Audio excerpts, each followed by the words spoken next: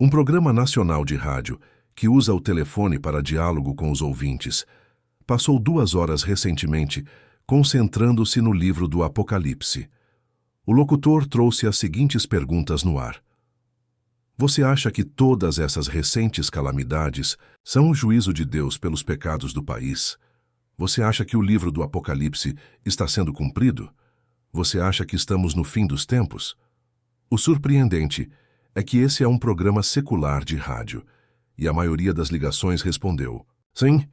Eles achavam que a sociedade tinha se tornado tão corrupta e imoral que Deus teria de intervir com atos. Os ouvintes estavam convencidos de que Deus está avisando a nossa sociedade por meio de todas essas recentes tempestades e calamidades. Por onde se vá, parece que ouvimos conversas sobre o Apocalipse e profecias. As pessoas estão dizendo: definitivamente, alguma coisa está acontecendo. Será que Deus está falando através de tudo isso? Será que essas calamidades significam que Ele esteja julgando as nações? Pense nas inúmeras tragédias que têm ocorrido nos últimos anos. O continente americano foi atacado pela primeira vez na história, com Nova York e Washington sendo os alvos do terrorismo. Furacões maciços atingiram a Flórida, causando estragos de mais de 20 bilhões de dólares e deixando multidões sem teto. Tsunami atingindo a Ásia, matando centenas de milhares de pessoas, deixando milhões delas sem teto. Os furacões Katrina e Rita destruíram uma das maiores cidades americanas, inundando Nova Orleans e causando incrível destruição ao longo da costa do Golfo, deixando milhares de pessoas sem casa.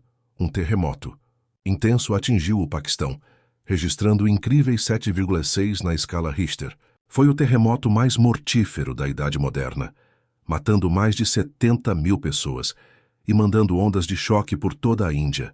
500 mil de pessoas foram deixadas sem recursos e outro 1 milhão ficou sem casa.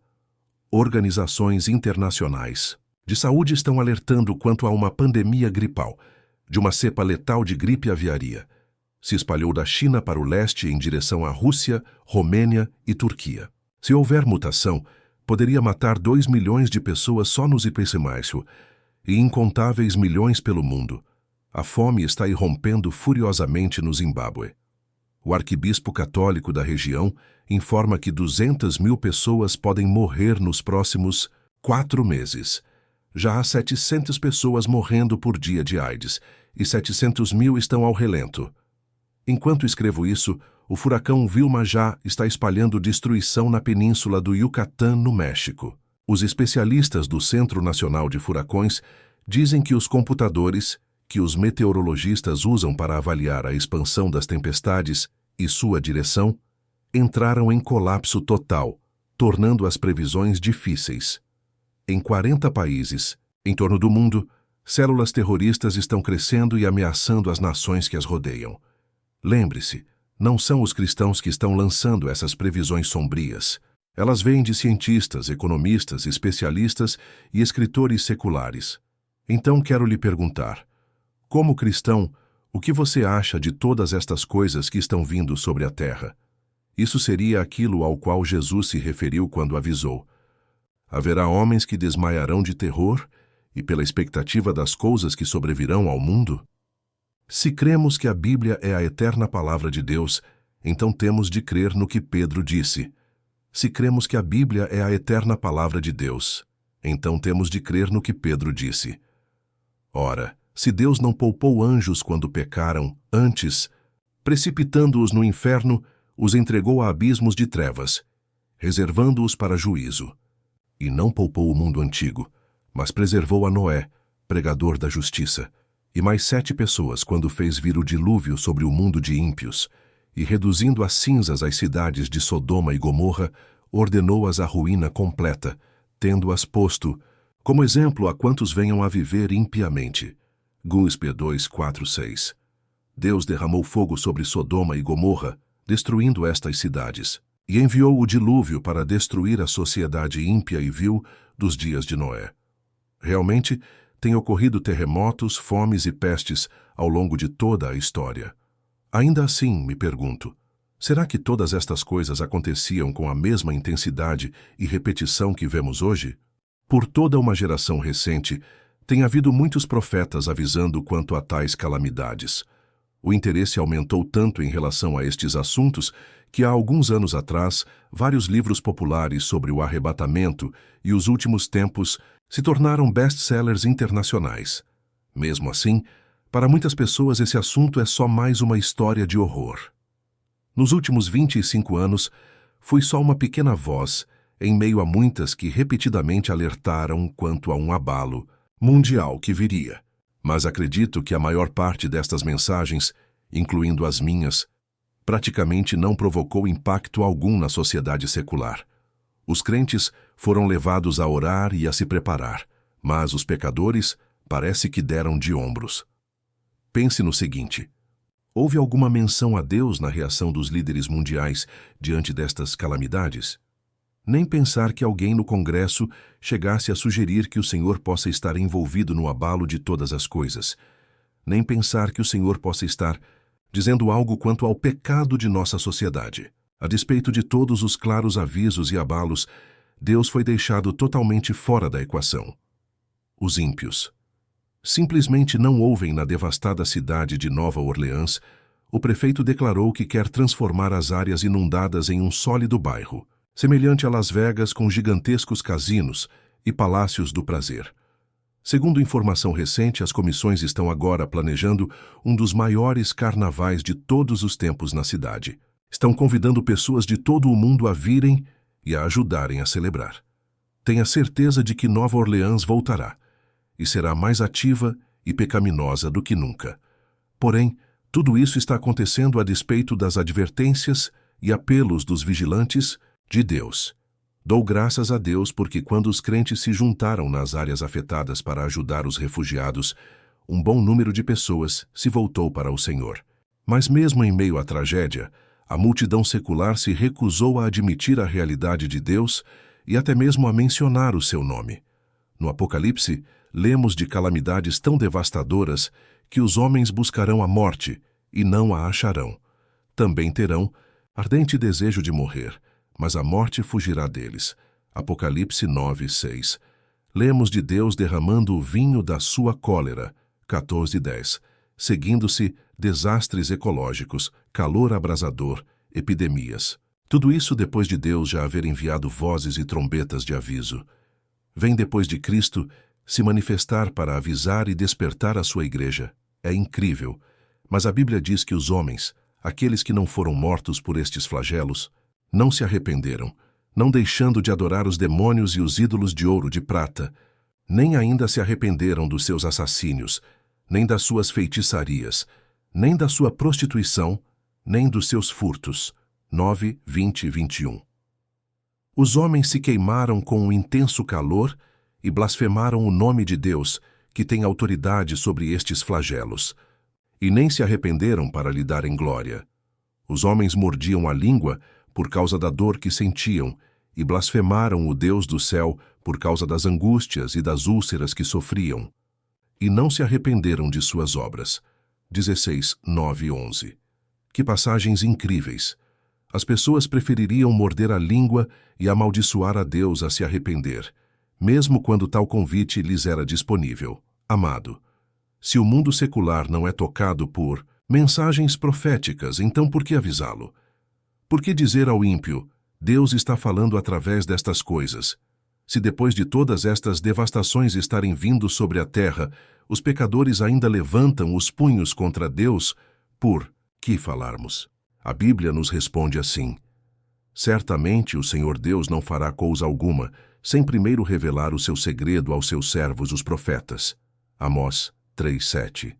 Simplificando, Deus é fiel em avisar. Essa é a sua justiça e a sua misericórdia. Ele pode usar cientistas e outras vozes seculares para lançar avisos, mas não importa os meios, os países e as pessoas ímpias devem ser alertados.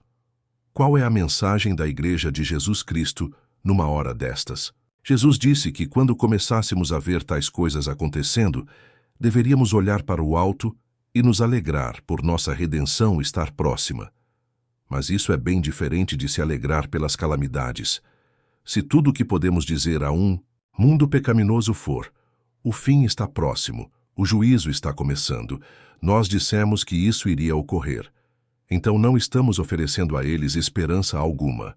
Já vimos que com o aumento das calamidades, quando o mundo parece girar no caos, a desesperança cresce e os corações se tornam endurecidos. Se inexiste uma mensagem de esperança ou redenção, o pecador conclui: se isso é a ira de Deus, se isso é o fim e todos nós vamos para o inferno, então vamos partir para a bagunça e nos dopar. Há mais de 30 anos atrás, escrevi um livro profético chamado Avisco, no qual previno quanto às dramáticas mudanças de clima que atacariam as nossas costas. Seriam calamidades tão fenomenais que os especialistas diriam: isso está acima da compreensão. São tragédias de proporções bíblicas. Quando escrevi um livro sobre um futuro holocausto financeiro, busquei a Deus quanto à mensagem que me dera. Fiquei profundamente abatido, pensando: é só isso que existe? Só coisa negativa? Senhor, essa é realmente a palavra que Tu queres que eu traga? Será que vou passar a vida toda só avisando? O Espírito Santo me fez uma promessa. Naquela ocasião, Ele colocou em meu coração: quando os abalos piorarem, quando vir tais coisas se sucedendo, você estará entre os que pregarão esperança. Enquanto os outros estarão preocupados e nervosos, eu te ungirei com uma mensagem de misericórdia, graça e redenção. Num momento em que abunda a desesperança, a tua mensagem abundará com esperança. O que escrevo a você agora é uma destas mensagens prometidas. Quando digo que a igreja agora precisa pregar esperança e expectativa santa, não estou falando só sobre o céu. A mensagem de esperança, a qual somos chamados a trazer, não pode simplesmente ser uma tentativa de convencer os pecadores quanto às maravilhas do céu no porvir. Não lhes falamos do arrependimento, só para que assim possam escapar do caos atual e ir para o paraíso sem sofrimento. É claro que creio no céu. Na verdade, é um assunto sobre o qual amo pregar. Fico extasiado contemplando a ideia de estar no paraíso com Cristo pela eternidade. Mas se essa é a única esperança que pregamos ao pecador, ou seja, paz e repouso algum dia fora deste mundo, ele terá uma reação mais ou menos assim: olhe, no momento não estou pensando em eternidade, não estou preocupado com um dia no céu. Quando você fala de Deus, me diz que em algum lugar, algum dia vou ter alívio. Isso soa muito bem, mas no momento tenho de descobrir algo para me sustentar mais um dia. Estou apavorado com uma crise atrás da outra. E estou precisando de esperança ou de um milagre. Não amanhã, mas hoje. No momento, o mundo está ansioso, perplexo, descontrolado e com medo. Então, como pregamos esperança aos que vivem em desespero? Honestamente, fiquei cansado de dizer: vou te mostrar do que o mundo está precisando, ou eis o que a igreja precisa fazer. Estou muito velho para iniciar um movimento de nova esperança, com aparições na TV, publicação de livros e convenções da esperança. Eu simplesmente não tenho mais respostas apropriadas. Penso em todos os livros e tapes de sermões que hoje circulam sobre como achar paz, sobre como superar o estresse, sobre esperança. Tão poucos deles chegaram a ter impacto sobre o mundo secular. A única coisa que posso fazer é lhe contar como o Espírito Santo está tratando comigo. Estou convencido de que as pessoas perdem a esperança. Por que perderam a fé porque as pessoas perderam a fé? É porque não conseguiram encontrar nenhuma prova dela no único lugar onde achavam que podiam encontrá-la, na Igreja de Jesus Cristo. Os pecadores chegam à igreja buscando alguém que persevere em meio às lutas e provações, que quando tudo está afundando em torno, tenha uma fé sólida, ancorada. O mundo ouviu muitos sermões sobre fé na televisão e no rádio. Os não crentes ouviram as doutrinas da fé, até leram as doutrinas da fé que nós pastores publicamos, e ouviram cristãos e mais cristãos se jactando de possuírem fé. Mas para todos os lugares para onde olham agora, veem exemplos de fé naufragando. Cristãos que no passado a sustentaram, agora estão desistindo da confiança em Deus em meio às dificuldades. Há pouco ouvi um noticiário dizendo: estamos vivendo numa sociedade nervosa. Os nova-iorquinos estão nervosos com ataques de terrorismo nos metros, e milhões de pessoas estão preocupadas com toda essa agitação que as cerca. Então, onde as pessoas vão buscar esperança? Onde encontram exemplos de fé inabalável? O Espírito trouxe uma palavra clara a mim. Você precisa ancorar tua fé, David. Determine em teu coração confiar em Deus em todas as coisas, em todo o tempo. Assegure-se que tua fé não oscile. Determinar nossa fé quer dizer estabilizar, tornar inabalável, criar raízes, pôr pilares por baixo, dispor alicerces. As Escrituras dizem que fazer isso está dentro de nossa capacidade. Tiago registra: o que duvida é semelhante à onda do mar, impelida e agitada pelo vento. Não suponha esse homem que alcançará do Senhor alguma coisa. Tiago 1:6-7. Nessa passagem, o Senhor deixa toda a responsabilidade sobre o crente. Deus está dizendo: basicamente, quando o mundo olha para o meu povo nestes dias de medo e ansiedade, tem de ver fé. Enquanto tudo está sendo abalado, a fé é o que precisa se manter sólida e inabalável. Então você, crente, ancore a sua fé. Você, cristão, assuma uma postura rígida e nunca desista desta posição. Estou convencido de que o mundo não precisa de mais sermões sobre fé. Eles precisam ver um sermão ilustrado, a vida de um homem ou de uma mulher que esteja vivendo sua fé diante do mundo. Precisam ver servos de Deus atravessando as mesmas calamidades que eles mesmos enfrentam, mas não são abalados por elas. Só então os pecadores estarão face a face com o testemunho poderoso da fé, que não duvida. Davi escreve isso quando fala dos que em ti confiam na presença dos filhos dos homens. Salmo 31:19. Ele estava falando dos crentes cuja sólida fé e cujas vidas fiéis são raios de esperança aos das trevas. Quando você determinar tua fé trazendo toda a carga e provação a Cristo, deixando tudo aos seus pés e descansando em fé, você será seriamente testado uma vez, quando eu estava no processo de determinar uma fé persistente. Quando verdadeiramente deixei minhas cargas sobre o Senhor, recebi um telefonema com notícias que me abalaram.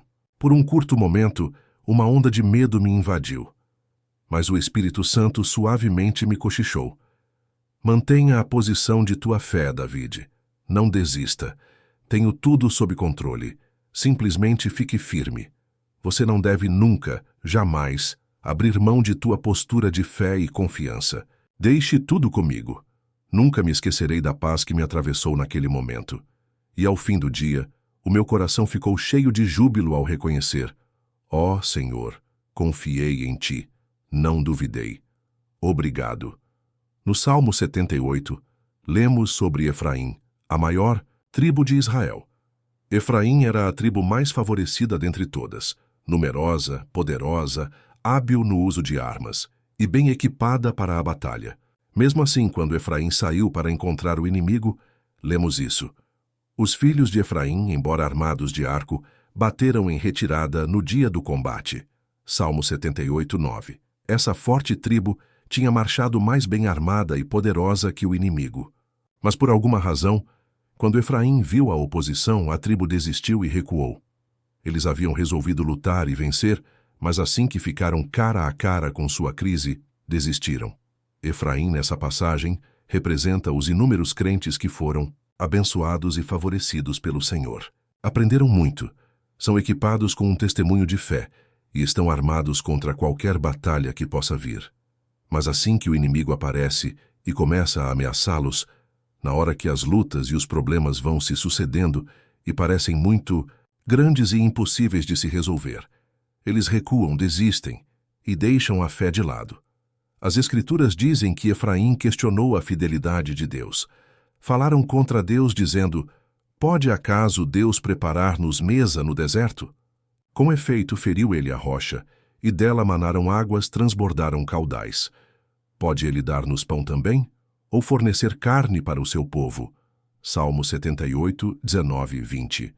Não creram nas suas maravilhas, nem foram fiéis à sua aliança. 78, 32, 37. Finalmente, Eis o resultado. Eles duvidaram do Santo de Israel. 78:41. A falta de fé e a covardia de Efraim abalaram as outras tribos de Israel. Imagine o efeito negativo quando os outros viram o que aconteceu. Essas pessoas tão capacitadas não conseguiram aguentar. Se os que dizem vestir a armadura de Deus e empunhar a espada da palavra de repente se quebram na hora dos problemas, que esperança temos nós?